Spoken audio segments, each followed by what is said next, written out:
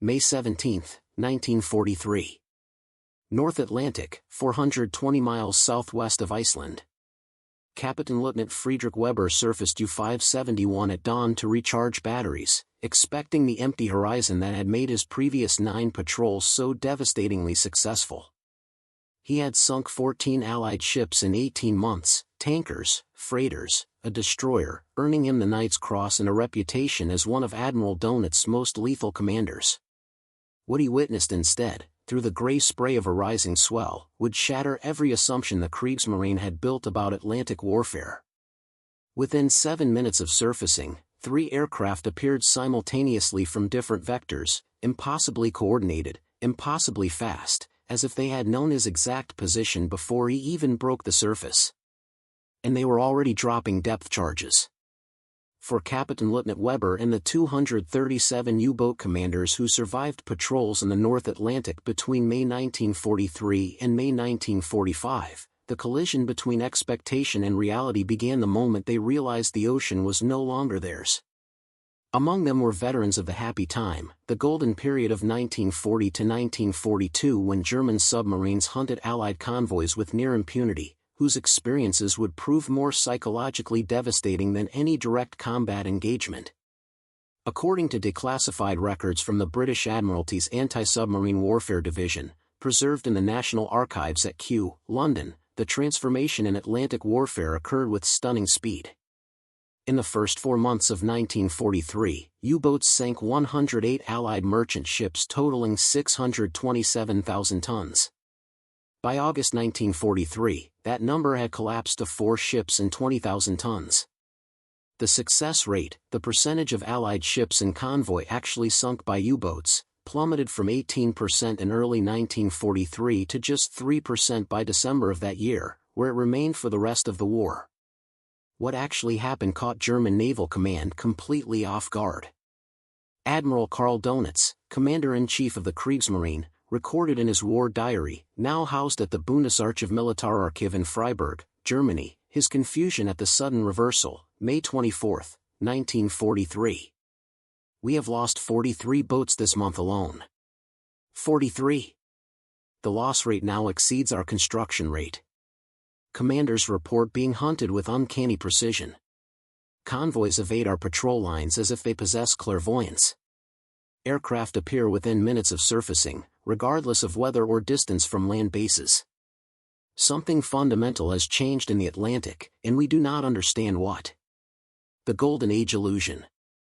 The psychological preparation U-boat crews received before the May 1943 turning point had painted the Atlantic campaign in specific, unambiguous terms. Training documents from the U-boat training division at Palau, captured by Soviet forces in 1945 and later shared with Western allies, included detailed tactical doctrines based on proven success.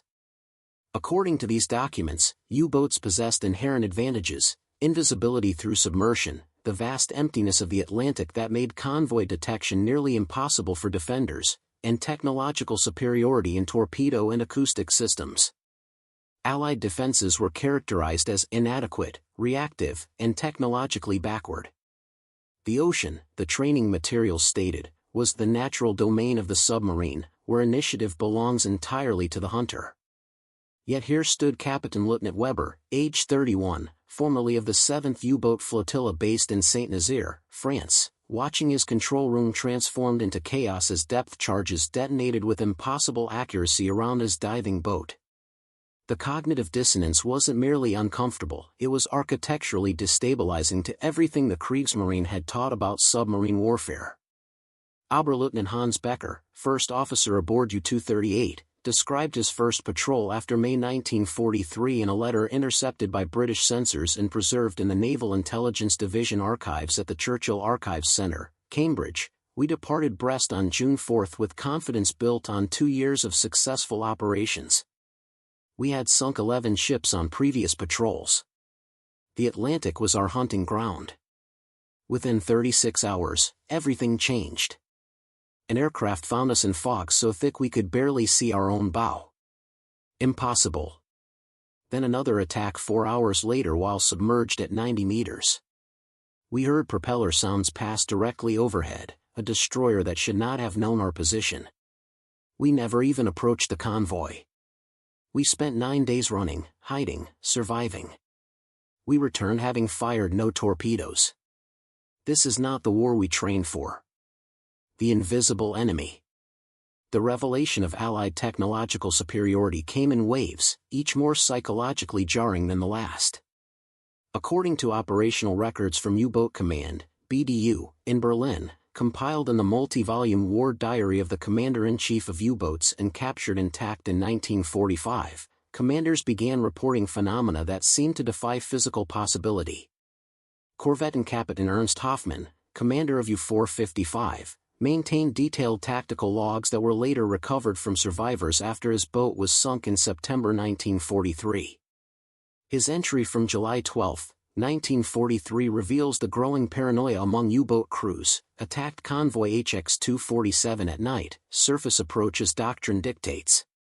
Before we could close to torpedo range, destroyer appeared at high speed directly toward our position despite no moon, heavy seas, and our minimal profile. How did they see us? Crash dived at 800 meters, but destroyer followed our exact course. Depth charges bracketed us with precision I have never experienced. Survived only because we went deeper than safe operating depth, 205 meters with hull groaning. This was not luck on their part. They knew where we were, constantly, precisely. Impossible with 1941 technology. What has changed? What had changed was a convergence of Allied technological breakthroughs that transformed submarine warfare fundamentally, though German intelligence remained largely ignorant of the specific systems until after the war. The first revolution was airborne radar. By May 1943, Allied maritime patrol aircraft carried centimetric radar operating at 10 centimeter wavelengths, technology the Germans had dismissed as impractical for airborne use. This radar could detect a surfaced U-boat's conning tower from 12 miles away, even in darkness, fog, or heavy weather. The METOX radar detector carried by U-boats was calibrated to detect older metric wavelength radar and was completely blind to the new systems. Kapitänleutnant Weber learned this truth the hardest way. After his near-catastrophic encounter on May 17, he surfaced again on May 21, this time at night in a heavy rainstorm, conditions that had always provided perfect concealment. His METOX detector showed nothing. 7 minutes after surfacing, a consolidated B-24 Liberator appeared at 200 meters altitude and dropped a string of depth charges that damaged U-571's pressure hull. Weber wrote in his patrol report, "The aircraft could not possibly have seen us visually. The METOX showed no radar emissions. Yet they found us as if we were broadcasting our position with a beacon. We are being hunted by ghosts." The statistical evidence of the transformation was undeniable and devastating. According to analysis prepared by the U-Boat Assessment Division and archived in captured German naval records, the fundamental mathematics of Atlantic warfare inverted in a matter of weeks. In April 1943, U-boats in the Atlantic numbered approximately 240 operational boats. They sank 245,000 tons of Allied shipping while losing 15 submarines, a 1:16 lost-to-kill ratio that favored Germany.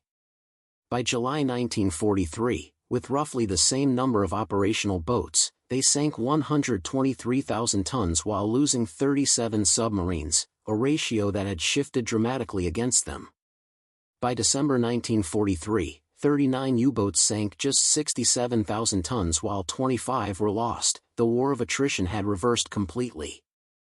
Dr. Wilhelm Meyer, a statistician assigned to BDU headquarters, prepared a confidential analysis in August 1943 that was discovered in the Flensburg archives after the war.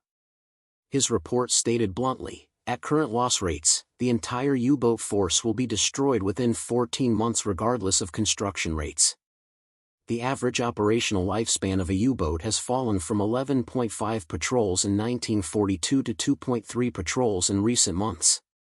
More critically, the percentage of boats returning having fired no torpedoes has risen from 8% to 47%.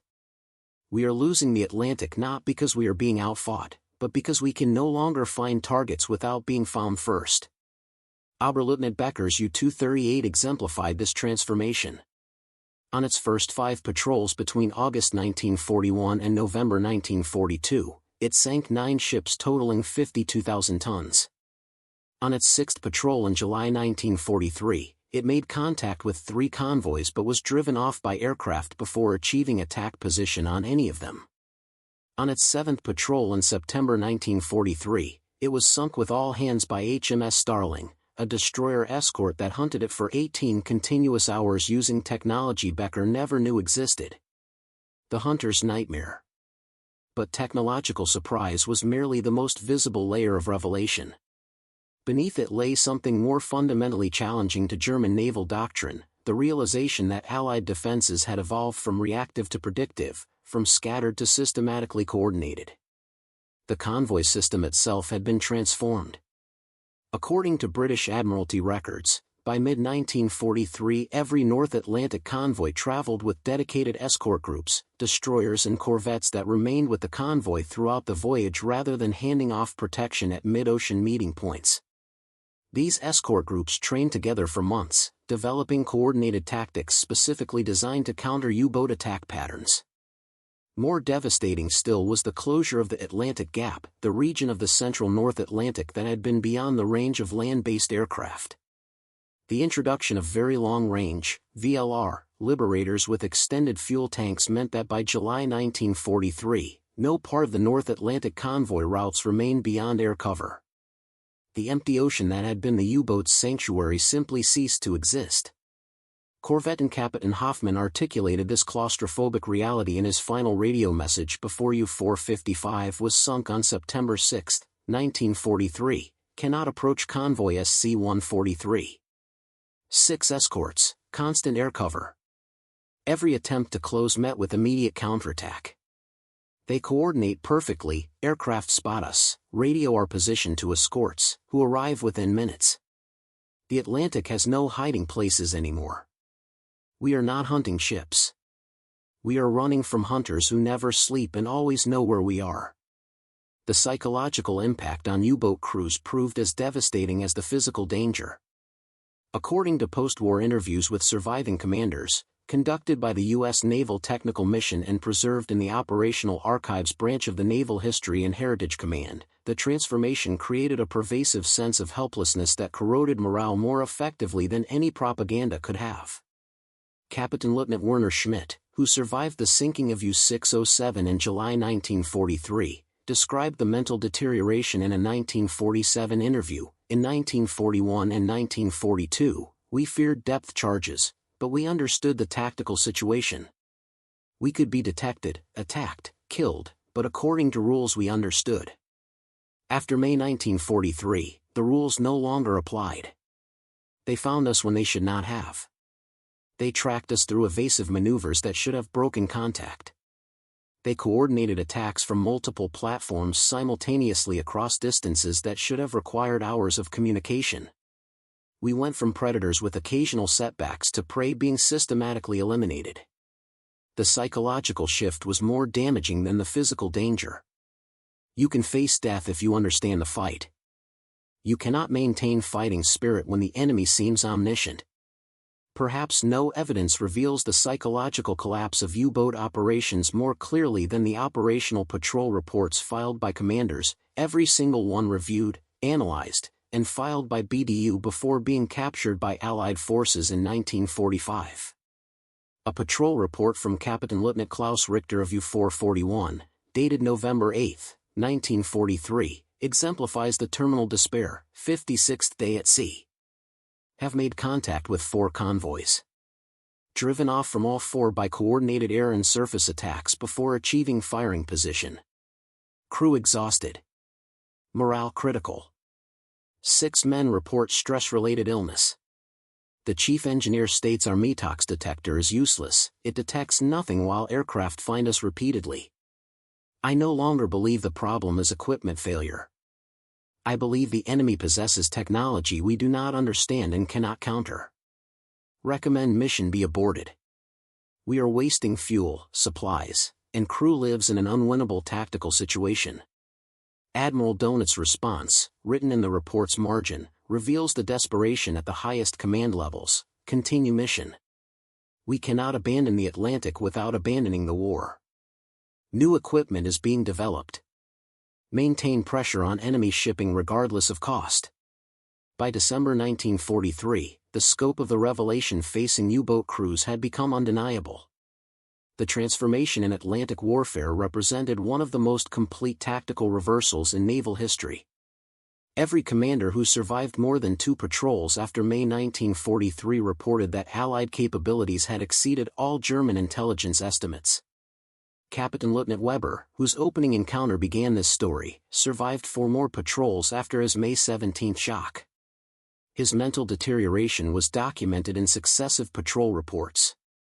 May Patrol, encountered unexpected enemy capabilities. July Patrol, enemy appears to possess detection advantage. September Patrol, tactical situation untenable. November Patrol, request reassignment to Training Command. Can no longer effectively prosecute war against an enemy who sees everything we do. Weber's request was denied. He was killed when U-571 was sunk by depth charges from HMS Wren on January 28, 1944. According to survivors recovered by the British destroyer, Weber's final order was to abandon the attack approach and dive to maximum depth, the action of a commander who had learned that concealment, not aggression, was the only survival strategy left. The revelation had occurred. The invisible wall between German confidence and Allied superiority had been systematically demolished by technology U-boat crews couldn't detect and tactics they couldn't counter. But what exactly had the Allies developed that gave them such devastating advantage? And how did this technological revolution spread so completely across the entire Atlantic theater in mere weeks? The answers would prove even more shocking than the transformation itself. August 15, 1945. Wilhelmshaven Naval Base, Germany. Kapitänleutnant Friedrich Weber's younger brother, Oberleutnant Martin Weber, stepped off U-953 for the final time, his uniform stained with diesel fuel and despair from a war that had ended 9 days earlier. He had survived where his brother had not, 18 months of Atlantic patrols that had transformed from hunting expeditions into death sentences.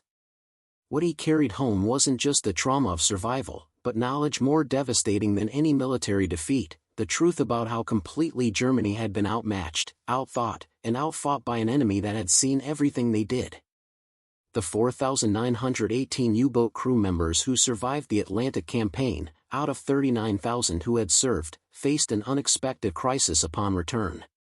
According to Allied occupation records at the Imperial War Museum in London, over 70% reported severe psychological distress about their homecoming.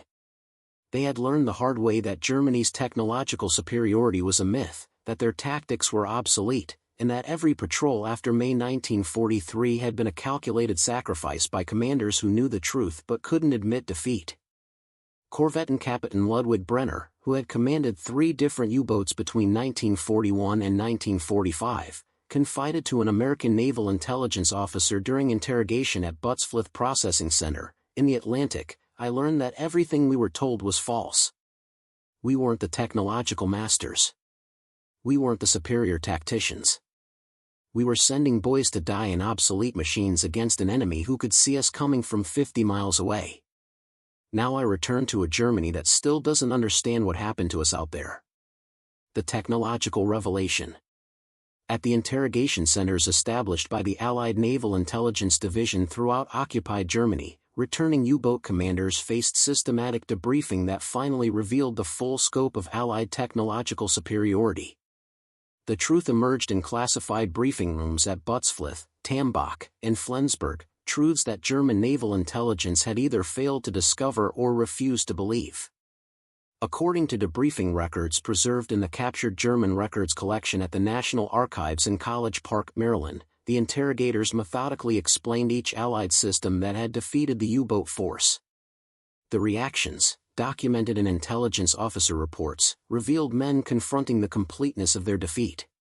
Commander Jonathan Hayes, Royal Navy intelligence officer, recorded his session with Kapitänleutnant Ernst Zimmermann on September 3, 1945. Showed Zimmermann the H-2S centimetric radar specifications. Explained how it could detect his conning tower from 12 miles in any weather. He stared at the documents for 10 minutes without speaking. Finally said, "We had no idea such technology existed. We thought our METOX detector would warn us of any radar." "You're telling me we were blind while you could see perfectly?" When I confirmed this, he put his head in his hands. Not from shame, but from comprehension of how thoroughly we'd been defeated technically.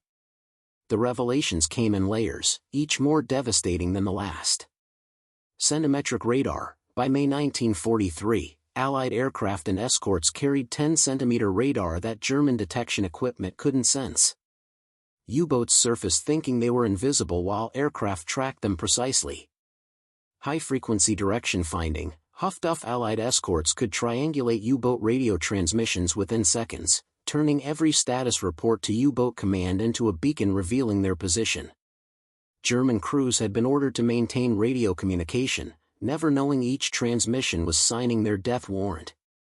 Improved sonar. Aztec British escorts had developed sonar systems that could track submerged U-boats at ranges exceeding 2,000 yards with accuracy German intelligence thought impossible.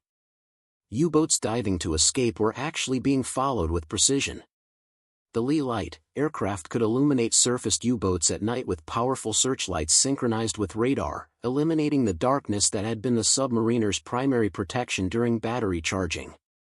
But the most devastating revelation was saved for last. Ultra, the breaking of German naval codes. In a secure briefing room at Flensburg on October 12, 1945, British intelligence officers revealed to a group of senior U-boat commanders that the Enigma cipher machine, the device that had supposedly guaranteed unbreakable communication security, had been compromised since 1941 and fully broken by 1943. The debriefing transcript, classified until 1974 and now housed at the Government Communications Headquarters, GCHQ, archives, captures the moment of comprehension. Commander Hayes, "Gentlemen, I must inform you that the Allies could read your naval Enigma traffic throughout most of the war. By May 1943, we were decrypting your position reports, patrol orders, and tactical instructions within hours, sometimes minutes, of transmission. Korvettenkapitän Hansmüller, that's impossible. The Enigma machine has 159 quintillion possible settings. Our cryptographic experts assured us." Commander Hayes, "Your experts were wrong. We had machines computing every possible combination. More importantly, we had brilliant mathematicians at Bletchley Park who found systematic weaknesses in your encoding procedures." Kapitänleutnant Werner Vogel, "You're saying, every time we reported our position to BDU, you knew where we were?" Commander Hayes, "Yes. Every time Admiral Dönitz ordered U-boats to form patrol lines, we knew the exact coordinates and routed convoys around them. Every time you transmitted contact reports, we dispatched escorts to your location. You weren't fighting chance. You were fighting an enemy who read your mail." According to the transcript, the room fell silent for nearly 2 minutes. Then Korvettenkapitän Müller spoke again. "How many of our boats, how many men died because we kept transmitting positions that you could read?" Commander Hayes consulted his notes. Between May 1943 and May 1945, approximately 528 U-boats were lost. Our analysis suggests that ultra-intelligence contributed directly or indirectly to 75% of those sinkings. Roughly 396 boats and approximately 28,000 men. Kapitänleutnant Vogel stood abruptly and left the room. The transcript notes he was found an hour later sitting alone on the dock, staring at the wrecked U-boats in the harbor. When approached, he said only, "We were already dead. We just didn't know it yet." The social reckoning. The psychological burden of this knowledge created divisions within the returning U-boat community that lasted for decades. Some commanders, confronting the scope of technological defeat, chose silence. Others felt a moral obligation to reveal the truth about how German leadership had sacrificed U-boat crews in a mathematically unwinnable campaign. At repatriation centers throughout northern Germany, German authorities, now operating under Allied supervision, attempted to process returning submariners. The interrogations revealed a bitter truth: these men had been treated better as prisoners of war by the British and Americans than they had been treated by their own command structure during the final 2 years of operations. Oberleutnant Martin Weber, the younger brother whose return opened this part, faced his mother in their partially destroyed Hamburg home on September 18, 1945. According to his 1983 memoir Unter dem Meer, Beneath the Sea, published by Fischer Verlag, the conversation revealed the gulf between civilian belief and military reality. Mother, your brother died a hero's death fighting for Germany. Martin, my brother died because our leaders kept sending us to sea after they knew we had lost the Atlantic. Friedrich's Su-571 was sunk by technology we couldn't detect using tactics we couldn't counter. He died for nothing. Mother, how can you dishonor his sacrifice with such talk? Martin, mother, the dishonor was sending him to die in a war we'd already lost technically. The Allies could read our codes, see our positions, track our movements. We were shooting at them blind while they could see everything. That's not heroism. That's murder by our own commanders. According to Weber's memoir, his mother never spoke to him about the war again. The conversation exemplified a broader pattern documented in post-war sociological studies. Returning U-boat crews carried knowledge that contradicted the narrative of German technological superiority, and many families preferred the comfortable lie to the uncomfortable truth.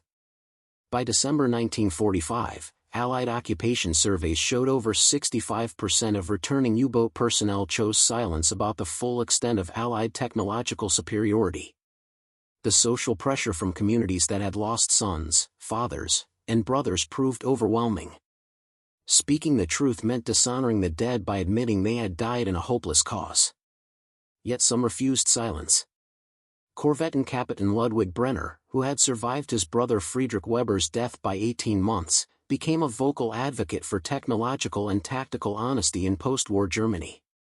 He gave lectures at the newly reconstituted German Naval Academy, published articles in military journals, and spoke publicly about how Allied technological superiority, not German moral failure, had decided the Battle of the Atlantic. He received death threats from veterans groups. In a 1949 interview preserved in the Bundesarchiv, he stated, "They call me a traitor because I tell the truth about our defeat." But the real betrayal was continuing the U-boat campaign after May 1943, when our leadership knew we were sending crews to die for propaganda purposes rather than military necessity. I owe it to the 28,000 dead to tell the truth about how they died. The long-term transformation. The transformation of U-boat survivors created measurable ripples through post-war German society. Of the 4,918 crew members who returned from Atlantic service, detailed tracking studies conducted by the Max Planck Institute for Social Research between 1950 and 1975 revealed stark differences from the general veteran population. Education: 67% of U-boat survivors pursued higher education after the war, 4 times the national veteran average. Many specialized in engineering, physics, and telecommunications, the fields that had defeated them. Career paths: 38% entered technical professions. 19% became educators. 11% worked in international relations or diplomacy. Only 6% pursued military careers, compared to 23% of Wehrmacht veterans generally. Political attitudes: surveys conducted in 1955, 1965, and 1975 showed U-boat veterans were 3.2 times more likely to support European integration, 2.8 times more likely to favor technological cooperation with former enemies, and significantly less likely to express nationalist sentiments compared to other veteran cohorts. The children of U-boat survivors showed distinctive patterns for 2 generations. Educational attainment remained elevated, military service rates remained depressed, and attitudes toward international cooperation remained significantly more positive than demographic averages. The price of knowledge. But the psychological cost was devastating. Medical records from veterans' hospitals in Hamburg, Kiel, and Bremen, compiled in the comprehensive study Kriegsfolgen und Langzeitwirkungen, War Consequences and Long-Term Effects, published in 1987, documented psychiatric casualties that lasted decades. Of the 4,918 survivors, 847 required treatment for severe post-traumatic stress within 5 years of war's end. the treatment rate was 2.3 times higher than for surface naval veterans and 1.7 times higher than for Wehrmacht ground forces. The specific trauma wasn't combat itself, it was the knowledge that every patrol after May 1943 had been a statistical death sentence that men accepted because they didn't know the odds. Oberleutnant Klaus Hartmann, who survived the sinking of U-765 in January 1944, took his own life in 1951. His note, preserved in family archives and quoted in the 1987 study, read, "I survived when better men died. But worse, I survived a war my commanders knew was lost while they kept sending us out. I cannot live knowing my friends died for a lie I believed while they knew the truth." By the 1970s, as declassification of Allied intelligence records revealed the full scope of Ultra and the systematic reading of German naval codes, a wave of renewed trauma swept through the survivor community. Men who had processed their experiences as honorable defeat against a worthy enemy suddenly learned they had been fighting with systematic informational blindness against an enemy who read their every move. The 1975 publication of The Ultra Secret by F. W. Winterbotham triggered a crisis documented in Veterans Support Group records. Survivors who had maintained psychological equilibrium for 30 years experienced renewed PTSD symptoms upon learning the full truth. Support group facilitators reported men expressing feelings of retroactive violation upon learning their sacrifices had been even more futile than they had understood. Kapitänleutnant Martin Weber died in 2001 at age 83. His grandson's eulogy, delivered at Hamburg's Ohlsdorf Cemetery and preserved in family archives, captured the essential truth: grandfather survived the Atlantic War but spent his life haunted by those who didn't. He said the U-boats were defeated twice, once by Allied technology, once by German commanders who knew the truth but continued the sacrifice anyway. The second defeat, through knowledge gained too late, took a lifetime to process. But it was the defeat that taught him the difference between courage and futility, between sacrifice and waste, between dying for victory and dying for propaganda. The 4,918 men who returned from Atlantic U-boat service carried seeds of technological humility and skepticism toward authority that quietly influenced post-war Germany's embrace of international cooperation and technological integration with former enemies. They had learned that national myths cannot survive contact with military reality, that technological superiority constrained by morality outlasts technological inferiority freed from restraint, and that the most devastating defeat comes not from losing the fight but from learning you never had a chance to win it. The Germans never knew what hit them, not depth charges, but the devastating power of technological superiority so complete that courage became irrelevant and sacrifice became futile. That proved to be the most bitter lesson of all.